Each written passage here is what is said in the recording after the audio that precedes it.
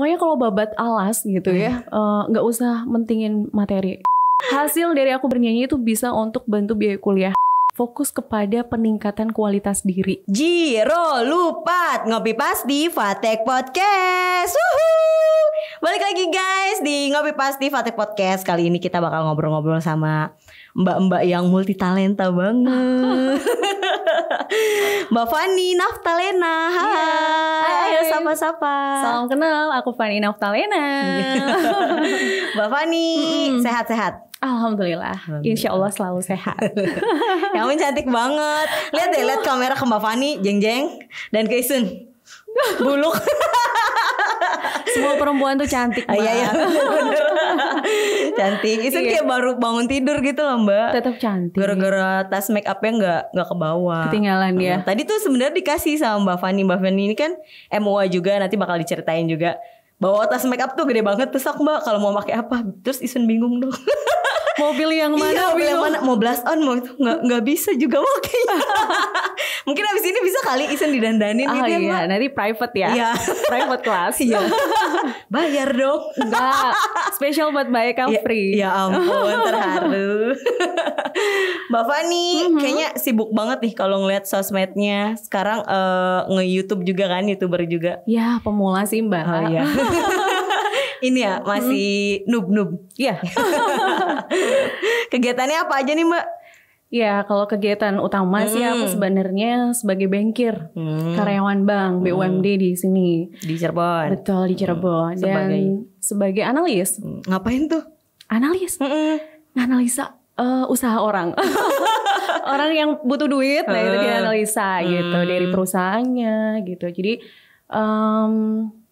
aku sih lebih ke sekarang ke BPR dan juga koperasi. Jadi membiayai kepada bank perkreditan rakyat dan juga koperasi sekarang gitu. Keren. Itu kegiatan sehari-harinya? Kegiatan utamanya itu sebagai bankir. Tapi aku juga freelance juga Mbak. Freelance apa tuh? Freelance aku sebagai MC dan juga MUA. Oh Mbak MC. Iya. Nanti kalau ada yang mau bikin acara bisa ngundang Mbak Fani sebagai MC-nya. Terluf deh Mbak Eka. Itu dapat apa ya? Dapat pahala. Iya benar. Amin. MC-nya di sekitaran Cirebon aja Pak. Kemana-mana nih? Kemana-mana sampai Jakarta, Bandung, Jakarta ya sesuai permintaan klien saja. Sampai Semarang. Oh sampai ke luar kota juga? Luar kota juga. Menerima jobnya juga. Iya. Sibuk sekali. Selain sebagai ibu rumah tangga juga ya. Betul. Ibu rumah tangga, bankir, MC, MUA. Terus tidurnya kapan Mbak? Iya. Cara bagi-bagi waktunya gitu. Cara bagi waktu. Sebenarnya orang kadang bingung ya, kok bisa sih Mbak selain jadi ibu rumah tangga, pegawai bank itu sebenarnya katanya sih menguras waktu gitu ya, kerja dari pagi sampai malam gitu. Bener. Terus kemudian setelah pulang aku ngurus anak-anak gitu kan. Sabtu Minggu waktunya weekend, liburan, aku pakai buat kerja juga. Nge-MC juga. Nge-MC make up. Sulit gak sih sebenarnya menurut aku karena ini hobi. Semua pekerjaan aku itu hobi. Jadi aku ngerasa gak kesulitan untuk manage waktu. Nikmatin saja. Enjoy gitu ya, santai gitu ya Mbak. Jadi ngerasa kayak hobi yang dibayar aja gitu Mbak. Seneng sih. Jadi kayak main aja ya gitu. Maksudnya nge-MC gitu sambil ngasah ini kan. Betul. Ngasah kemampuan diri. Iya. Kalau lihat lagi nih di akun channel Mbak Fani sebelumnya flashback ke belakang pernah jadi penyiar juga. Terus nari-nari juga. Itu gimana ceritanya itu? Masih udah gitu sampai sekarang gitu. Berarti udah kunjungi channel Fani Naftalena ya? Baru 5 menit yang lalu. Sedih. Oke, jangan lupa subscribe aja sih Mbak. Itu nanti diedit ya? Gak apa-apa. Bercanda Mbak. Tenang aja. Ya gak apa-apa, yang penting pencet tombol merahnya aja sih. Subscribe. Mau baru 5 menit yang lalu juga gak apa-apa. Apa tadi? Jadi lupa ya. Itu ada sempet nari-nari juga, penyiar radio juga gitu. Itu di mana? Terus kapan? Sekarang masih berlanjut apa enggak atau gimana? Iya. Kalau itu aku sharing di channel Fani Naftalena. Jadi seseorang ibaratnya seperti zero to hero mungkin ya, dari sebelumnya nggak bisa apa-apa menjadi bisa. Jadi aku sharing, orang bilang Mbak Van kok bisa sih multi talent banget, bisa nari, bisa nge-MC, bisa make up dan lain-lain gitu. Aku sharing di situ, aku ceritakan dulu yang aku tidak bisa bernyanyi. Jadi bahkan aku berprofesi menjadi penyanyi saat itu, tuh power of kepepet ya, karena aku mau biayain kuliah, bantu biayain kuliah aku saat itu. Kemudian nari juga Mbak, aku sebetulnya seneng ngelihat orang nari, gimana ya caranya aku bisa nari. Akhirnya short course, kursus pendek. Akhirnya aku bisa dapet juara ketika ikut-ikut lomba seperti itu. Kalau dunia broadcasting ya, aku juga sempat sharing di situ. Aku tertarik kenapa aku sekarang bisa jadi MC, mungkin salah satunya dulu aku ada di dunia broadcasting ya. Tertariknya itu sebetulnya karena sering dengerin radio sih awalnya. Oh iya, seneng ya. Seneng gitu. Kayaknya enak gitu jadi penyiar.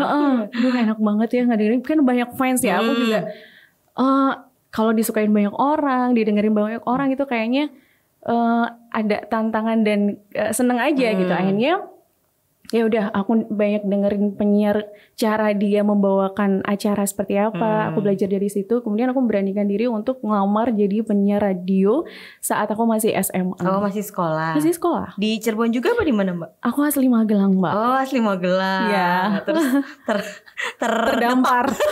Terdepak dari Magelang, kira terdampar di Cirebon. Terdampar, betul. Setelah menikah sih, lebih tepatnya sebenarnya ngikut ke suami ya. Oh, ketemu jodohnya orang Cirebon. Orang Cirebon. Oh gitu, jadi berarti dulu sempat siaran di radio itu, sekarang nggak dilanjutin di Cirebonnya gitu, nyoba-nyoba lagi mau siaran lagi, kayak dulu kayak kangen kayak gitu siaran atau gimana? Kalau untuk saat ini belum ya Mbak, aku membagi waktunya karena udah MC, MUA gitu. Aku tetap sibuk ya Anda. Iya, tetap pengen ada quality time juga dengan keluarga. Itu keluarga sih nomor satu ya. Benar. Aku ambil job itu ketika memang aku betul-betul free, baru aku ambil gitu. Yang penting nggak mengesampingkan keluarga. Ya penting banget emang. Penting banget. Keluarga nomor satu gitu lah ya Mbak. Ya, baru betul. job-jobnya nomor satu juga. duit Percuanan ya. Iya, percuanan buat menghidupi. Iya. juga. Semua nomor satu berarti. Iya. Awalnya iya diceritain nih Mbak Fani pernah jadi penyiar radio, terus di radio di mana ya gitu di Cirebon. Baru dengar gitu ada Mbak Fani, ternyata bukan di Cirebon. Bukan, iya. di Magelang. Di Magelang ya. Saat masih SMA, jadi penyiar radio remaja gitu. Dulu tuh DJ remaja lah di sana, membawakan acara pop seperti itu, anak muda gitu. Terus kan. Terus gitu dibayar gak sih Mbak? Kan zaman sekolah. Betul, tetap dibayar. Bukan kayak magang-magang gitu.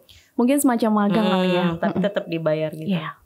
Mantap. SMA udah cari cuan guys. Aku cari cuan dari kelas 2 SMP. Iya. Aduh emang ya kelas 2 SMP tuh aku dulu buka rental komputer dulu kan tren banget ya. Jadi emang tertarik cari duit sendiri dari kecil ya.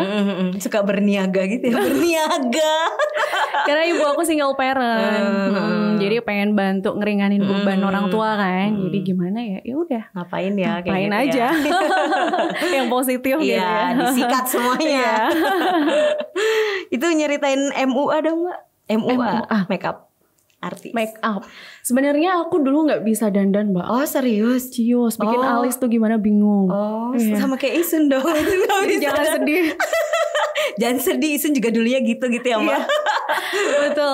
Lagi-lagi karena tuntutan pekerjaan. Jadi aku belajar make up itu saat aku berprofesi menjadi penyanyi. Tadi yang aku ceritain saat kuliah. Aku profesi penyanyi saat Sabtu Minggu lah aku manfaatin waktu itu. Nah karena sebagai seorang penyanyi kan harus penampilannya harus lebih menarik lah ya gitu. Jadi mau nggak mau aku belajar tuh. Kalau dulu belajarnya nggak dari YouTube Mbak, aku ya ngeliatin penyanyi senior atau belajar ke salon aja. Ngeliatin orang yang dandanin gitu ya. Dan kadang sama SPG gitu kan, kalau beli make up suka dicontohin. Aku ambil ilmunya dari situ. Memang ala kadarnya make up saat itu, tapi kemudian setelah lulus kuliah aku menikah, punya anak, pindah ke Cirebon. Aku kerja di bank. Di bank juga dituntut untuk tampil profesional. Salah satunya kan bisa dilihat dari penggunaan make up ya. Make up yang pas seperti apa. Dan biasanya ada beauty class, aku sering ikut gitu. Nah kalau sekarang kan YouTube kita bisa banyak belajar kan. Banyak banget ya tutorial. Dari situ Mbak. Nah awalnya aku gak kepikiran pengen jadi MUA. Maksudnya gak sejauh itu hanya untuk dandan diri sendiri. Tapi waktu itu rekan kerja aku tuh ngelihat dandanan aku tuh kok oke menurut dia ya. Menurut aku ya oke juga sih. Ya harus lah, muji diri sendiri, self love. Bener. Nah terus katanya kenapa gak jadi MUA aja gitu.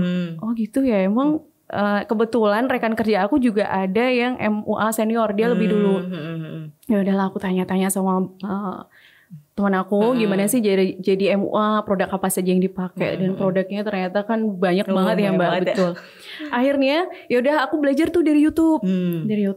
Setelah itu aku beli make up yang drugstore dulu. Make up itu ternyata ada drugstore dan high end gitu. Jadi drugstore tuh make up yang mudah kita temuin di toko-toko gitu. Jadi harganya sih relatif lebih murah dibandingkan high end. Aku beli buat belajar dulu ya Mbak. Belajar dulu, aku pakai sendiri. Oh gini caranya. Oke, dari YouTube. Kemudian di kantor aku bilang, siapa yang mau aku dandanin gitu ya. Terus yang nggak pada suka dandan kan seneng tuh didandanin. Aku Mbak Van. Oh yaudah aku dandanin. Aku foto posting di Instagram. Before afternya gitu ya. Before after. Nyantol dong ada klien dari Jakarta. langsung tertarik gitu. Langsung tertarik. Jadi booking. Ya aku saat itu memposisikan sebagai MUA profesional ya. Aku nggak bilang aku pemula Mbak. Itu pertama kali. Namanya Mbak Yanti, aku inget banget. Dia mau kondangan di Cirebon, datang dari Jakarta. Ya udah, karena make up aku belum lengkap. Gimana ya caranya nyiasatin? Aku WA dia aja, Mbak, jenis kulitnya apa, warna kulitnya apa. Jadi aku tuh beli make up yang sesuai warna kulitnya. Yang klien pertama itu ya spesial banget emang. Dan nyampe sana aku sebenarnya nervous ya Mbak ya. Aku sampai sebelum make upin tuh nggak bisa tidur, merem-melek pikiran ini besok gimana ya. Memang segala sesuatu yang pertama kali kita lakukan itu menegangkan Mbak. Deg-degan ya. Saat ketemu kita sama-sama bengkir ya, kita ngobrolin. Ya aku lebih ke gimana ya, kayak sok kenal sok dekat gitu lah kalau ke klien gitu kan, bikin dia nyaman gitu yang penting. Saat make up tuh harusnya setengah jam Mbak. Standar MUA make upin untuk kondangan tuh mungkin maksimal setengah jam. Aku kayak make upin manten 2 jam. Itu protes gak Mbaknya? Untung gak protes orangnya. Mungkin sambil ngobrol tentang dunia bengkir juga ya kali. Jadi dianya juga santai gitu. Dia nyaman sama saya. Dan sampai sekarang komunikasi masih jalan sampai sekarang. Orangnya baik banget. 2 jam. Halo, Mbak, aku kayak manten. Itu lucu sih. Iya, kocak ya pengalaman pertamanya ya. Pertama jadi MUA tuh. Tapi dia puas ya, beliau puas nih sama dan hasilnya. Alhamdulillah Mbak, aku tuh pengen Mbak responnya dia gitu ya, testimoni lah. Bagus, aku suka, aku jadi cantik bangun. Aku seneng banget itu. Bahagia banget ya kalau ada yang puas sama hasil kita gitu. Betul. Ya Mbak. Iya, jadi tapi aku setiap kali aku nanganin klien selalu aku minta sarannya.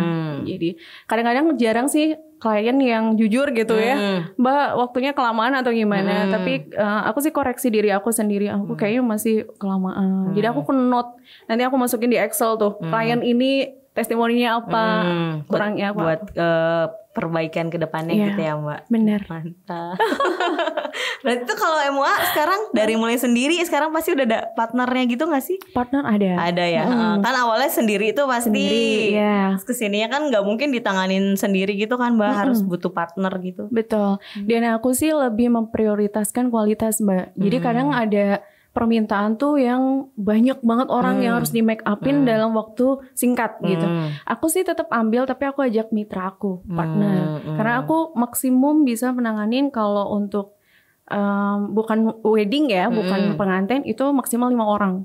Karena di atas 5 orang aku udah lelah Mbak. Jadi takutnya nggak maksimal. Nggak maksimal yang orang ke-6-nya gitu ya. Iya.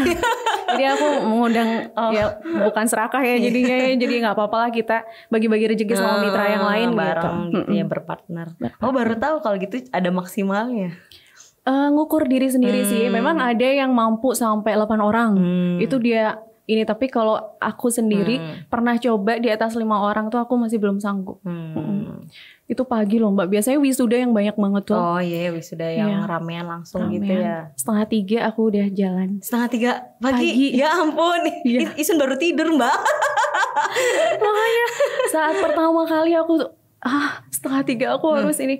Cuman yang lebih keren tuh orang pasar loh. Aku lewat di pasar tuh mereka ternyata jam 12 udah malam udah ramai beraktivitas. Betul. Ya Mbak. Kitanya kayaknya yang kita baru tidur. Terlalu nyenyak bobonya. Orang lain udah pada kerja. Ceritain hal-hal seru dong Mbak pas jadi semuanya tuh Bankir ya, MC, MUA. Ada yang paling berkesan gitu gak sih yang bisa di-sharing ke kita? Yang kocak deh atau yang sedih atau yang seneng banget gitu? Seneng banget. Bankir, MC atau MUA? Atau semuanya nyanyi lah. Semuanya juga, narinya juga. Okay. Yang agak seru sih sebenarnya nyanyi Mbak. Walaupun sekarang aku nggak profesi nyanyi, tapi aku pernah dulu. Jadi aku tuh nggak bisa nyanyi sebenarnya, nggak ada bakat nyanyi sama sekali. Aku bedain nyanyi fals dan tidak, aku nggak bisa. Parah kan? Kok bisa ya jadi penyanyi? Do re mi gitunya masih ini. Mbak, nadanya kemana? Suara kemana? Gitu. Kemana? Betul. Kalau latihan di rumah pakai mic, orang rumah tuh kebisingan sampai meterannya dimatiin. Sekring yang di depannya itu. Parah banget. Tapi saat itu aku sih bersyukur punya ibu yang luar biasa ya. Jadi dia support banget aku apapun yang aku lakuin gitu. Orang bilang aku gak punya bakat nyanyi, tapi hanya ibu aku yang bilang suaranya bagus. Mbak Van, suara Mbak Van itu bagus, coba apalin satu lagu gitu. Aku pede Mbak, dari situ sih aku percaya suara aku bagus menurut ibu aku. Berarti ada lah yang bilang bagus gitu ya, selain diri sendiri. Ya udah aku ngapalin satu lagu. Terus ibu aku ketika misalnya ada event-event, misal kondangan atau misalnya ada event yang ada entertainnya itu, ayo nyumbang lagu, satu lagu. Jadi itu memang latihan yang paling terbaik sih menurut aku, terjun langsung. Iya, jadi kan di depan audiens gitu ngadepin, ya udah aku nyumbang satu lagu. Nah setelah itu aku dititipin tuh ke player-player. Ya dititipin sama ibu aku. Nitip anakku ya. Nitip anak aku, dibelajarin ya gitu. Oh ya udah, nggak dibayar nggak apa-apa katanya. Biar berani gitu ya. Biar berani, yang penting pede dulu. Terus latihan lama-lama kan namanya olah vokal gitu ya. Lama-lama juga nanti bisa terbiasa terbentuk. Akhirnya ya sudah, dari satu lagu aku hafal, kemudian apa tuh, inget nggak lagu pertama yang aku nggak inget ya waktu itu. Dangdutan. Iya, jadi kalau untuk wedding gitu penyanyi all round kan harus semua genre ya. Harus jadi pop juga ya. Pop juga, semua genre aku hafalin satu-satu. Pop, dangdut, satu-satu lagu yang populer. Nah dari cuman 10 lagu mungkin sampai ratusan lagu aku hafal. Jadi akhirnya yang dari tidak dibayar meningkat jadi 25.000, 50 sampai ya naik-naik terus. Bermiliar-miliar guys. Gak juga Mbak saat itu. Tapi yang penting hasil dari aku bernyanyi itu bisa untuk bantu biaya kuliah sampai selesai. Oh berarti biaya kuliahnya biaya sendiri dari hasil nyanyi itu. Bantu, yes.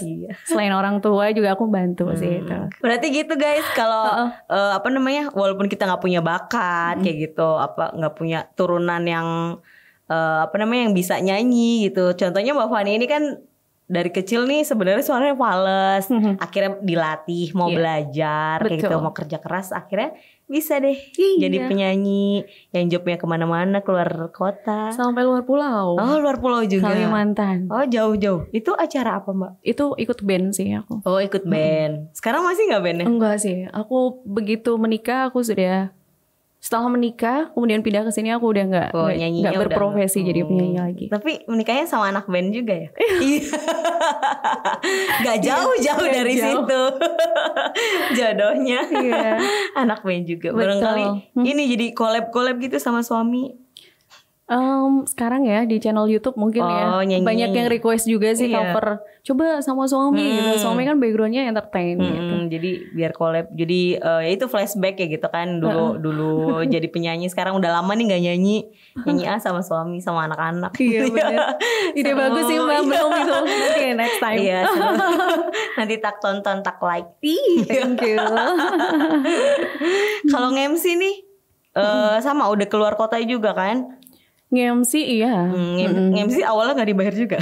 Awalnya gak dibayar. Kayak nyanyi juga. Pokoknya kalau babat alas gitu ya, gak usah mentingin materi gitu sih pesan aku ya. Jadi awal-awalnya gitu ya. Tingkatkan kualitas diri dulu saja sih. Ya biasanya gitu.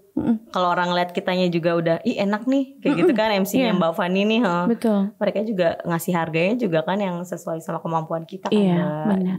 Dan aku sih prinsipnya gini Mbak. Misalnya ya aku dibayar 1 juta.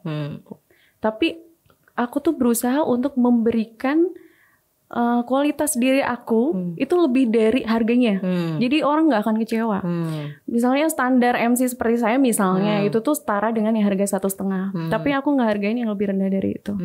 Jadi orang kan wow dapat harga yang ya lebih murah tapi kualitasnya sama kan seneng ya. Kasih harga yang lebih rendah sedikit gitu. Ada yang mau di-sharingin lagi gak nih Mbak? Tentang banknya? Tentang bank. Di bank udah lama? Aku 2012. 8 tahun ya? Iya 8 tahun. Itu juga aku dari yang tidak bisa apa-apa. Sama? Ya. Bukan basic apa? Jurusan kuliahnya gitu apa? Enggak. Berbeda sekali Mbak. Ya jadi aku tuh begitu masuk tuh dulu namanya prosesor ya. Istilah analisnya itu. Nganalisa usaha dulu UMKM gitu. Nganalisa usaha UMKM apa yang dianalisa aku nggak ngerti gitu. Aku sih lebih banyak belajar sih. Jadi aku pakai buku kemana-mana. Kan biasanya ada jaminan SHM seperti apa gitu. Foto SHM aku perkecil gitu. Aku tempelin SHM tuh begini. Terus AJB seperti ini, letter C seperti ini. Nah itu bermula dari analisa UMKM. Dari cuman 10 juta, 25 juta. Sekarang aku nganalisanya yang lebih besar gitu. Untuk BPR dan koperasi itu kan bisa puluhan miliar gitu. Itu awalnya gimana tiba-tiba terjun ke dunia bank tapi bukan basicnya Mbak Fani? Semuanya gitu semua jadinya ya? Nyanyi juga, kan nari juga. Aku suka ngelihat orang bank tuh Mbak. Iya, jadi awalnya dari suka semua suka gitu aja ya. Kayak profesional banget gitu ya. Dari biasanya tuh aku taunya frontliner aja sih, CS, teller gitu. Cuman aku nggak tahu di belakang ternyata banyak bagian Mbak. Itu lebih keren-keren juga. Semuanya keren sih, semua keren. Di depan keren, di belakang keren. Ya, tapi aku rezekinya mungkin ditempatkan di belakang ya. Di balik layar gitu. Di balik layar. Kan Mbak Fani ini kegiatannya banyak nih. Ya MC juga, MUA juga, Bengkir. Yang mendukung performance Mbak Fani selama ini tuh apa sih? Jadi bisa semuanya ke handle gitu loh. Iya. Saran saya sih sebenarnya lebih ke fokus kepada peningkatan kualitas diri gitu ya. Jadi peningkatan kualitas diri itu kan menyangkut beberapa aspek ya Mbak ya, tentang skillnya, tentang karakternya, tentang penampilannya, itu ditingkatkan kualitasnya. Jadi semakin tinggi kualitas diri, maka akan semakin tinggi standar kehidupannya, semakin tinggi dia suksesnya, gitu. Standar kehidupan yang aku maksud ini bukan gaya hidup, berbeda. Standar kehidupan itu semacam goals, mimpi dia. Jadi orang hidup kan pasti punya target, punya mimpi gitu ya. Semakin tinggi kualitas diri, maka akan semakin besar mimpinya gitu. Dia akan semakin sukses, itu sangat berkorelasi sih. Berarti kualitas dirinya dulu ya, dibenahi tingkatkan, gitu ya, betul. dibenahi, ditingkatkan gitu. Iya. Sukses Mbak Fani. Terima kasih loh. Semoga makin rame nih job-job MC sama MUA-nya. Amin. Ini pas pandemi gini ngurangin ya? Pandemi kan jadi nggak boleh ada hajatan-hajatan gitu awal-awal. Awal-awal iya. Dan aku juga ada kekhawatiran sendiri saat itu ya. Jadi aku tutup job dulu lah. Maksudnya nggak nerima dulu gitu saat itu. Tapi ngelihat perkembangan, terus hajatan sekarang udah mulai diperbolehkan gitu. Tapi tetap dengan standar protokol kesehatan. Itu aku sekarang mulai ini selektif sih tapi ya. Berarti udah mulai nerima job-job. Mulai nerima iya. MC sama MUA lagi. Betul. Makasih Mbak Fani udah mampir-mampir di Ngopi Pasti. Sukses ke depannya, makin banyak jobnya. Amin, sukses juga untuk Fateh ya. Sehat-sehat keluarganya. Thank you. Makasih. Sama-sama. Makasih teman-teman yang udah nonton Ngopi Pasti Fateh Podcast. Kita ketemu lagi di episode selanjutnya. Dadah. Bye. Jiro Lupat Ngopi Pasti Fateh Podcast. Woohoo.